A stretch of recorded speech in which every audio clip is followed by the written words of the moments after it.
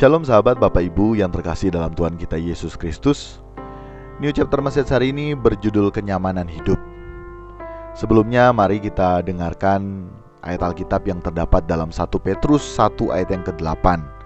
Demikian firman Tuhan. Sekalipun kamu belum pernah melihat Dia, namun kamu mengasihinya. Kamu percaya kepada Dia sekalipun kamu sekarang tidak melihatnya. Kamu bergembira karena sukacita yang mulia dan yang tidak terkatakan. Sahabat Bapak Ibu, kita semua tentunya mendambakan, merindukan, menginginkan yang namanya kenyamanan hidup. Kenyamanan hidup yang dimaksud bagi sebagian besar hidup manusia, yaitu hidup yang tidak memiliki masalah, hidup yang tidak memiliki persoalan. Semuanya easy going atau berjalan dengan mulus-mulus saja. Kalaupun mengalami masalah, apapun masalahnya langsung dapat segera teratasi. Tapi maaf, beribu maaf sahabat Bapak Ibu, dalam kita menggelar hidup dalam kesementaraan ini, tidak jarang justru sebaliknya yang kita alami. Kita justru merasa hidup ini tidak nyaman. Kita dibuat tidak nyaman dengan keadaan yang kita alami saat ini. Dan mungkin sahabat Bapak Ibu ada di posisi saat ini merasa tidak nyaman, memiliki banyak masalah, memiliki banyak persoalan. Semua kok rasanya berjalan tidak mulus, padahal kita sudah planning dengan baik. Belum selesai masalah satu, sudah ada masalah lain yang berikutnya yang menanti kita. Dan terus menerus menjadi pertanyaan, kenapa ya kok hal ini terjadi ya? Padahal aku sudah ikut Tuhan loh. Padahal aku sudah begini, aku sudah melayani loh. Mengapa sih kita tidak bisa mengalami yang namanya kenyamanan dalam menggelar hidup di kesementaraan ini? Sahabat Bapak Ibu, saya mau katakan pertama, semua manusia mengalami yang namanya persoalan hidup, masalah. Sehingga seharusnya kita mencari tahu kenapa ya? Apa sih maksud Tuhan?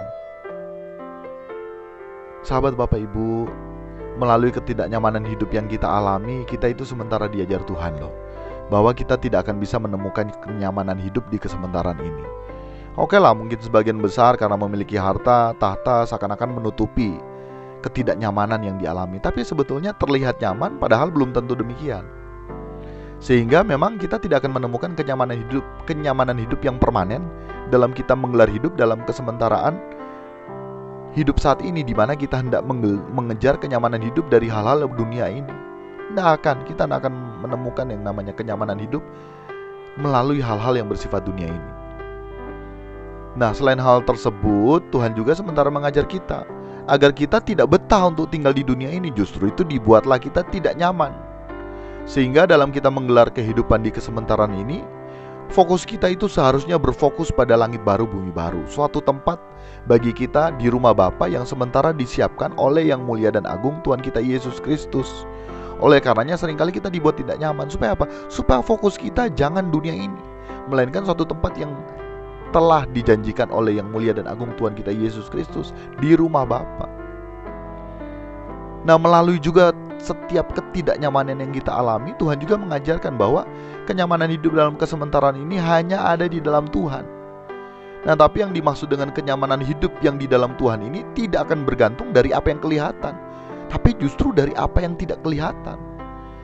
Sekalipun keadaan dunia semakin tidak nyaman, tidak akan mempengaruhi kenyamanan kita di dalam Tuhan. Karena apa? Karena sekali lagi fokus kita bukan pada kehidupan yang kelihatan saat ini, tetapi fokus kita itu berfokus dalam kehidupan di dalam Yesus.